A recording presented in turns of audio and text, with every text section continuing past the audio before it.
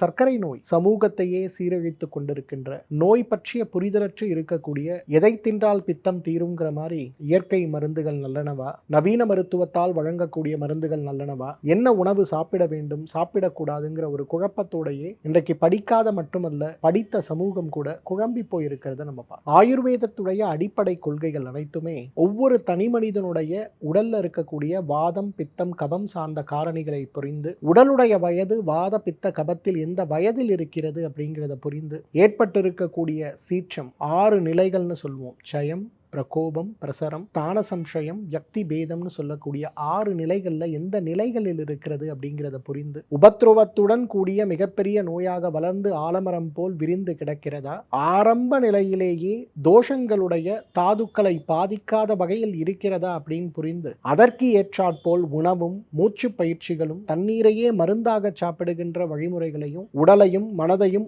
ஆத்மாவையும் சுத்தப்படுத்தக்கூடிய வழிமுறைகளையும் தினச்சரியை, ரித்துச்சரியை மற்றும் ராத்திரி சரியைன்னு சொல்லக்கூடிய தினசரி வாழ்க்கையில் ஆரோக்கியத்திற்காக நாம் முன்னெடுக்க வேண்டிய வழிமுறைகளையும் சொல்லிக் கொடுத்து நோய்களை கட்டுப்படுத்தி குணப்படுத்துவதுதான் நம்முடைய மருத்துவமனையுடைய அடிப்படை சித்தாந்தம். முதுகு வலியா, மூட்டு வலியா, கை கால் நீட்ட மடக்க இயலாமையா, அறுவை சிகிச்சை இல்லா குணம், ஆயுட்கால நிவாரணம். டாக்டர் ஸ்ரீவர்மா PCR, மகாராஜா தைலம் அனைத்து மருந்து கடைகளிலும் கிடைக்கும்.